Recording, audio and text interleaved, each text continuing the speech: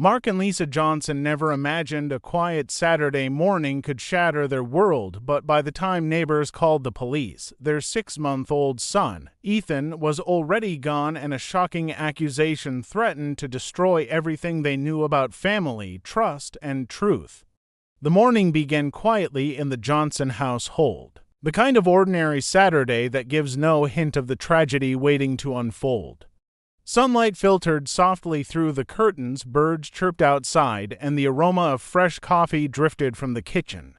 Inside, everything appeared normal at first glance: toys scattered across the living room floor, baby clothes neatly folded in the crib, and the gentle hum of a white noise machine filling the nursery. Mark Johnson, a 32-year-old father, was going about his routine, checking his phone and tidying up before his wife, Lisa, returned from her early morning run.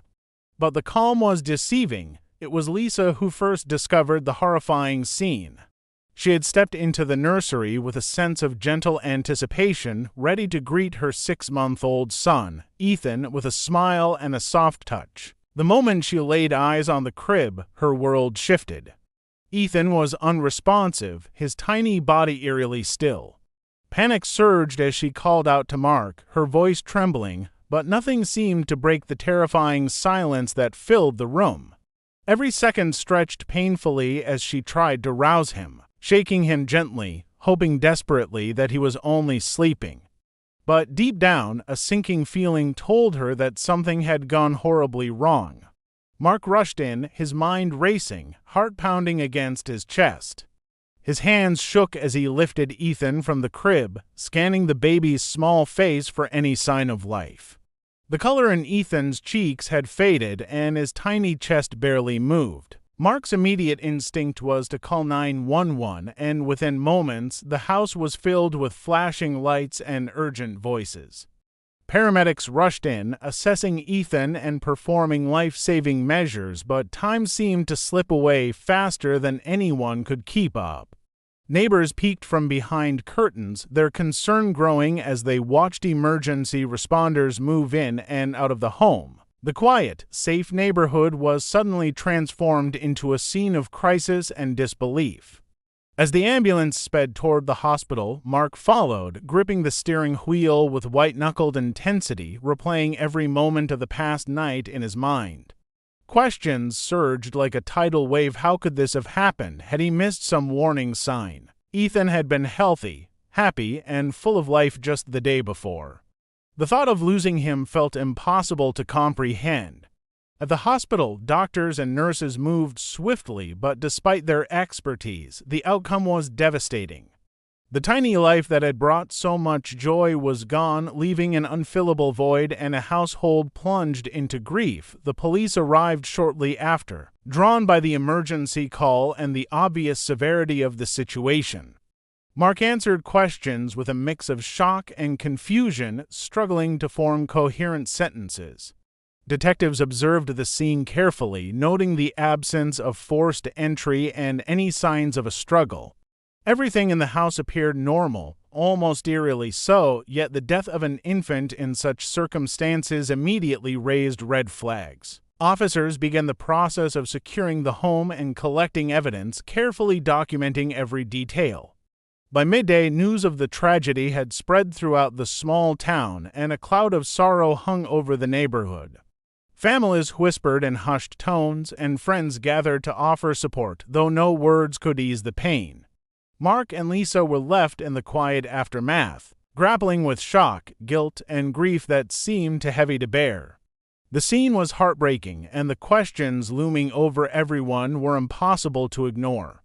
How could something so unimaginable happen in what had always been a loving, safe home? The answers would not come easily, and the story of Ethan's death was only just beginning. Within days of the tragedy, the small town that had been mourning Ethan's death was thrust into a deeper state of shock. Mark Johnson, the father who had been frantic in the hospital, was now facing accusations that no one could have anticipated. Police had completed preliminary investigations and determined that the circumstances surrounding Ethan's death were suspicious enough to warrant an arrest. Mark was charged with strangling his own son, and the news spread like wildfire. The community struggled to reconcile the image of a devoted father with the allegations of a horrifying crime. Neighbors, friends, and family members were left questioning everything they thought they knew about him. The arrest was sudden and jarring. Officers arrived at the Johnson home early one morning, serving a warrant and taking Mark into custody. He remained calm outwardly, but his mind raced with disbelief and fear.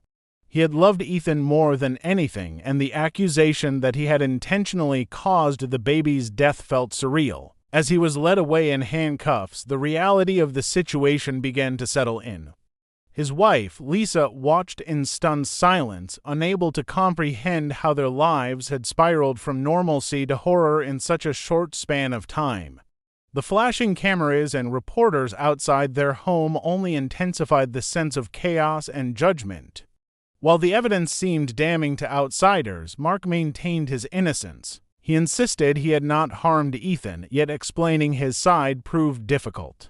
The accusation alone painted him in a negative light, and even small inconsistencies in his recollection of the previous night were scrutinized and amplified. Police questioned him thoroughly, documenting every statement and looking for contradictions, but Mark's story remained consistent. He claimed that something else had happened, that someone else might have been responsible.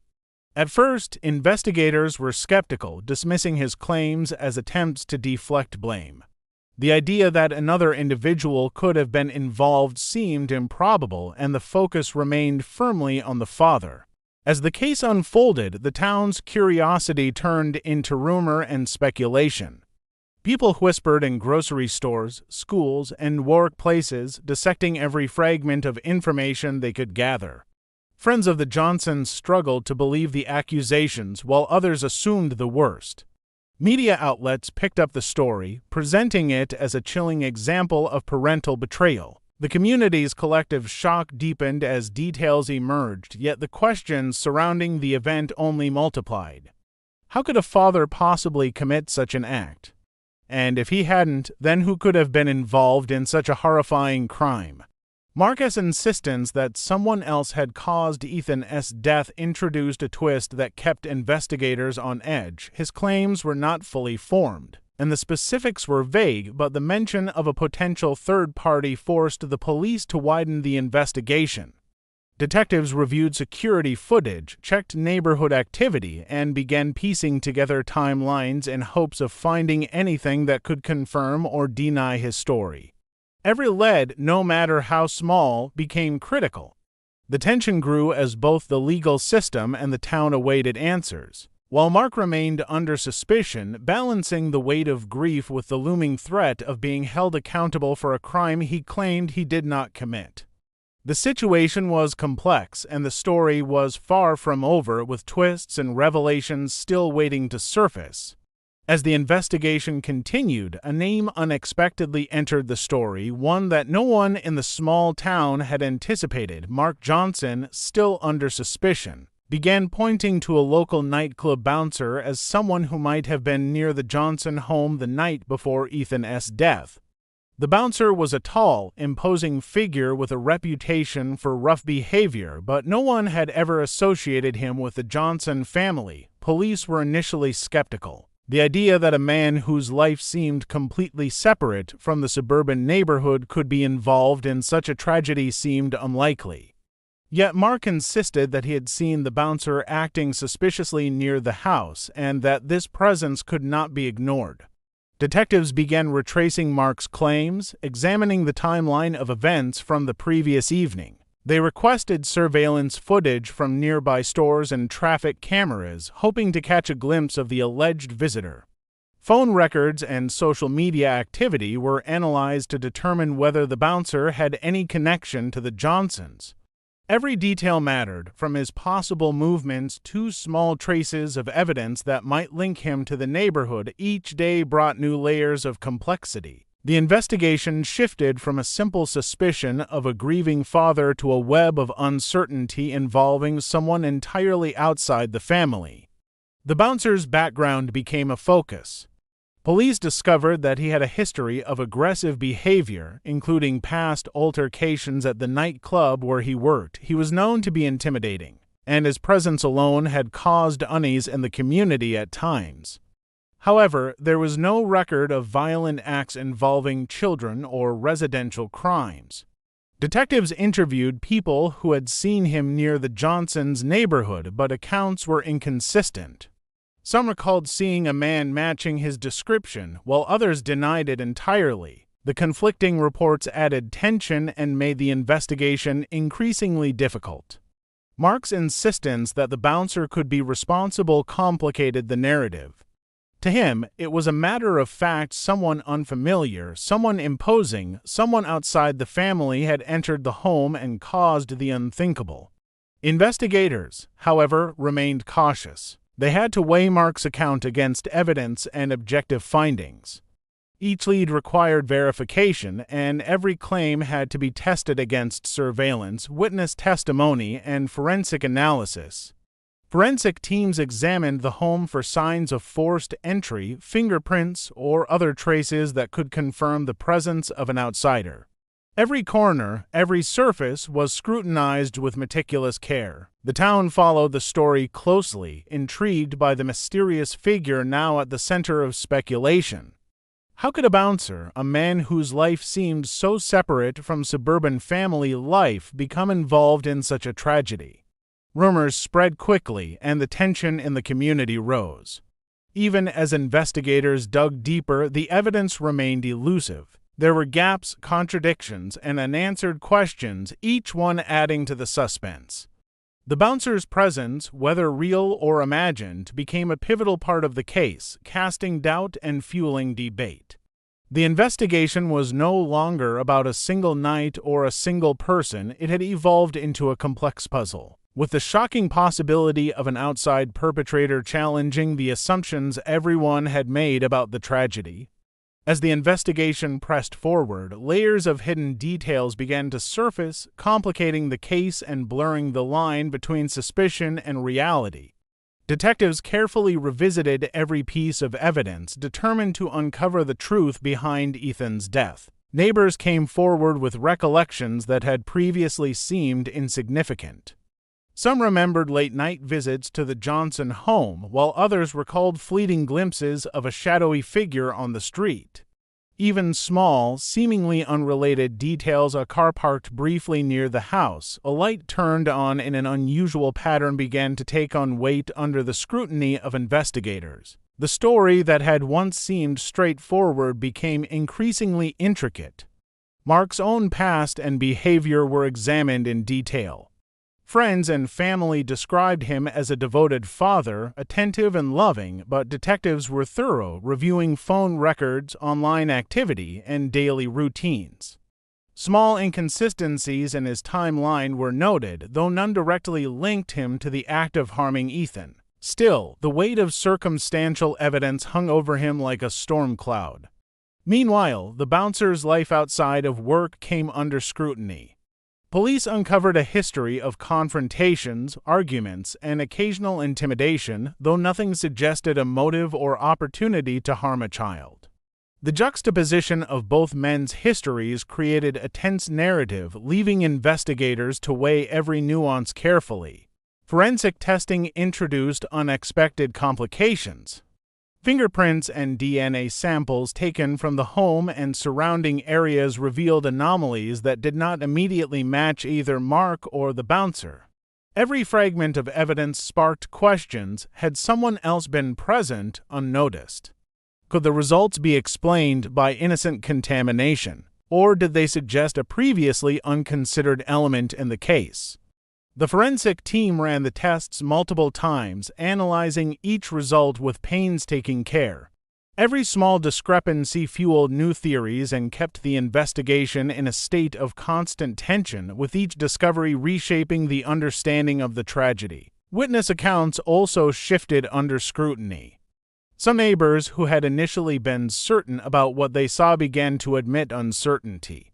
Memory, it seemed, was unreliable in the high-stress context of a community grappling with tragedy. Detectives faced the challenge of separating perception from fact, piecing together fragments that often contradicted one another. Even experts called in to review the evidence struggled to reach a definitive conclusion. The case that had started with a clear accusation now resembled a labyrinth of possibilities, each turn leading to another set of questions. Amid the chaos, one element became painfully clear: the truth was elusive. Every lead seemed to split into multiple paths, each as plausible and troubling as the next. Investigators had to navigate carefully, balancing the urgency of the case with the responsibility of thoroughness. The community, meanwhile, watched anxiously as details emerged in the media, each report deepening the sense of suspense and uncertainty. Mark's insistence on an external culprit, the bouncer's enigmatic presence, and the subtle inconsistencies in evidence combined to create a tense, unpredictable scenario.